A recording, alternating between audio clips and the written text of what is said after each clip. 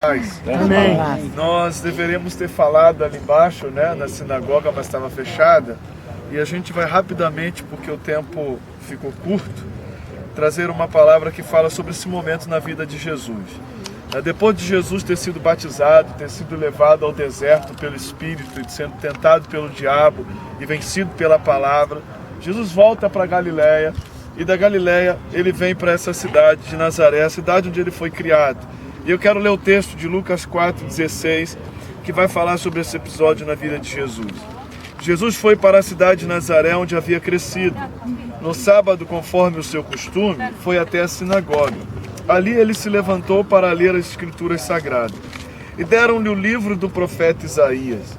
Ele abriu o livro e encontrou o lugar onde está escrito assim: O Senhor me deu o Espírito, e Ele me deu o seu Espírito, e Ele me escolheu para levar as boas notícias aos pobres, e me enviou para anunciar a liberdade aos presos, dar vista aos cegos, e libertar os que estão sendo oprimidos, e anunciar que chegou o tempo em que o Senhor salvará o seu povo.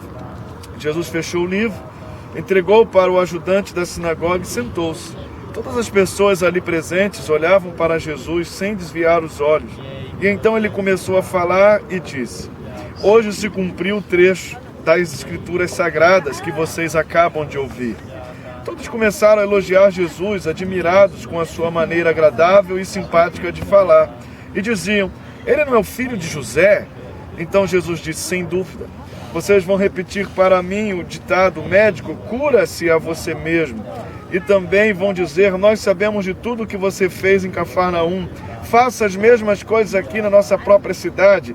E continuou: eu afirmo a vocês que isto é verdade. Nenhum profeta é bem recebido na sua própria terra. Eu digo a vocês que, de fato, havia muitas viúvas em Israel no tempo do profeta Elias, quando não choveu durante 3 anos e meio, e houve uma grande fome em toda aquela terra. Porém, Deus não enviou Elias a nenhuma das viúvas que viviam em Israel, mas somente a uma viúva que morava em Sarepta, perto de Sidom. Havia também muitos leprosos em Israel no tempo do profeta Eliseu, mas por nenhum deles foi curado.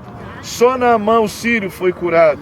Quando ouviram isso, todos os que estavam na sinagoga ficaram com muita raiva. Então se levantaram, arrastaram Jesus para fora da cidade e o levaram até o alto do monte, onde a cidade estava construída, para jogar dali abaixo.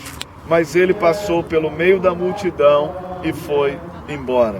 Amém? Amém. Queridos, nesse texto, pelo nosso tempo estar corrido, eu queria, questão de ler toda a história e destacar 2 coisas simplesmente para a nossa vida que são muito importantes, eu creio, para o nosso coração nessa ministração. Primeiro, a gente vê Jesus iniciando o seu ministério, sendo batizado, sendo provado, tentado e sendo aprovado pelo Senhor.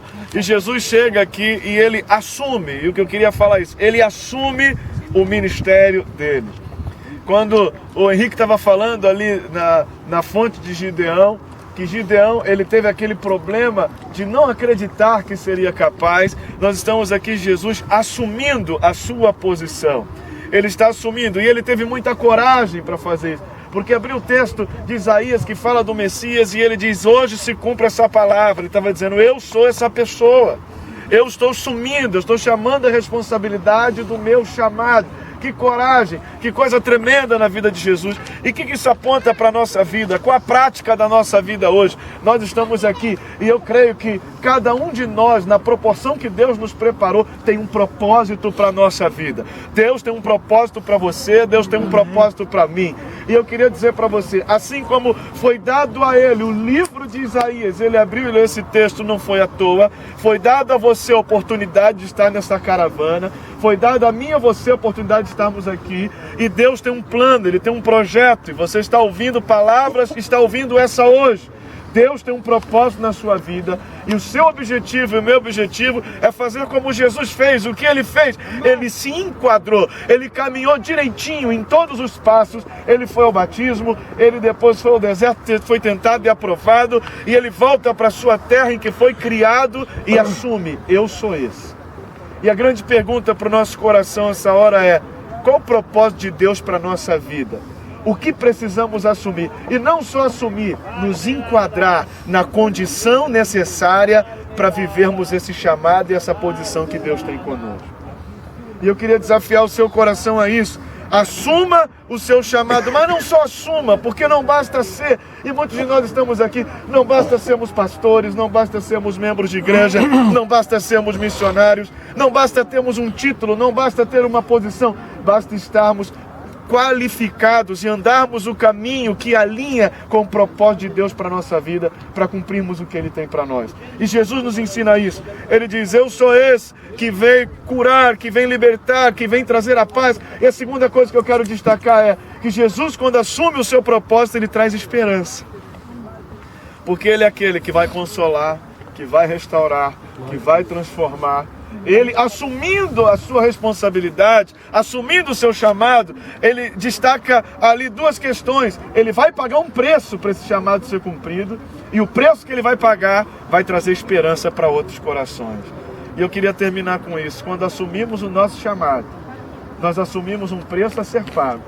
E quando nós assumimos o preço que pagamos, e pagamos esse preço, muitos corações podem receber esperança, libertação, cura, transformação, porque essa unção que veio sobre Jesus é derramada sobre a igreja, porque Jesus está na igreja, Ele está em mim, Ele está em você, e nós somos esses que Isaías 61 vai dando continuidade, falando muito claro a respeito de Israel, mas como diz lá em Gálatas, em Abraão nós somos os da fé, enxertados em Israel, nós somos também herdeiros dessa promessa. Amém. E a Bíblia diz que o Senhor então nos separa e nos chama como reparadores de brechas.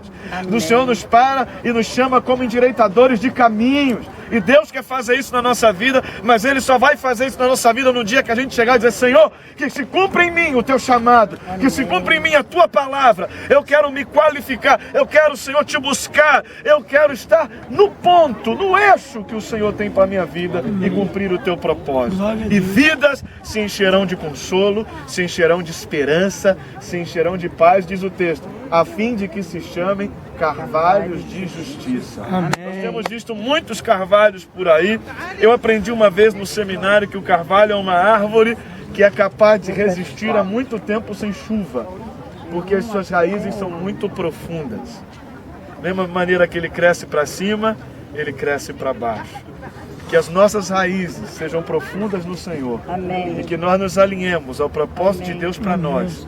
E assumamos a responsabilidade de pagar o preço que precisamos pagar, para que vidas se encham de esperança.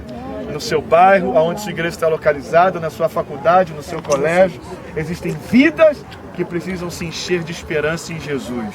E esse canal é você. Amém. Que Deus te abençoe. Eu queria orar com você, amém, por esta palavra.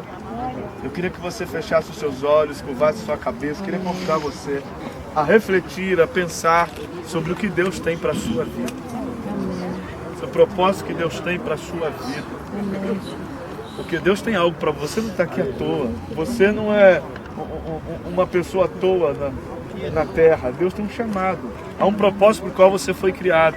Se você ainda não encontrou, precisa encontrá-lo. Eu queria que você refletisse sobre isso. Eu queria orar junto com vocês.